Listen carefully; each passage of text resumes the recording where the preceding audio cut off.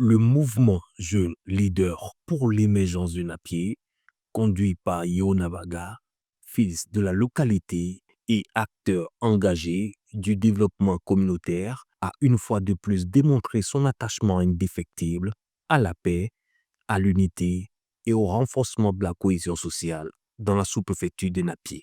Dans un contexte préélectoral marqué par les enjeux des prochaines législatives, cette initiative apparaît comme une action à la fois judicieuse et structurante. En ouverture de la rencontre, une standing ovation a été dédiée aux performances politiques récemment enregistrées, notamment le score remarquable réalisé lors des élections présidentielles en faveur du président Alassane Ouattara. Au cœur de cette activité, deux axes majeurs ont été développés par le conférencier. L'invitation solennelle adressée à la jeunesse de Napier afin qu'elle apporte son soutien et accorde son suffrage au candidat du RGP pour la circonscription. Il s'agit de l'honorable Souleymane Siloué, député sortant, reconduit par les instances du parti pour conduire la liste dans la localité, et le rappel vigoureux de la nécessité de préserver et de consolider la cohésion sociale, socle indispensable au développement harmonieux et durable. Cette mobilisation collective a été rythmée par des échanges constructifs et des messages de sensibilisation. L'objectif affiché, maintenir la dynamique du RHGP dans la sous-préfecture de Napier et assurer une victoire éclatante lors des législatives du 27 décembre 2025. Même mission engagée pour tous les cadres RHDP désignés candidats dans la région du Poro. Je suis venu lancer un appel à la mobilisation autour des choix du RHDP aux législatives de 2025, c'est-à-dire le 27 décembre prochain. Il faudrait que les candidats choisis par le président, c'est parce qu'ils méritent la confiance du président que celui-ci a porté son choix sur eux. Et donc, il faudrait qu'au soir du 27 décembre, nous ayons comme élus dans nos localités de Napier le député Siloué Souleymane, qui est retenu. À Diko-Dougou, c'est notre père.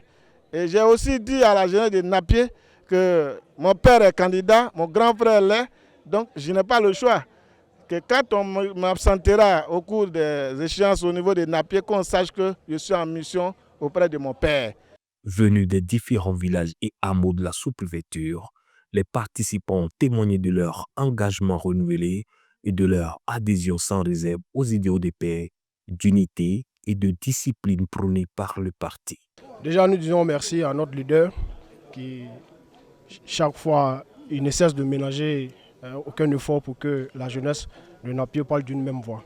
Aujourd'hui, c'est un grand honneur encore pour nous de venir prendre part à cette activité qui n'a d'autre objectif que de toujours sensibiliser les jeunes, en le fait vraiment de rester toujours unis dans la cohésion, dans la fraternité pour que les échéances qui arrivent se passent dans les meilleures conditions.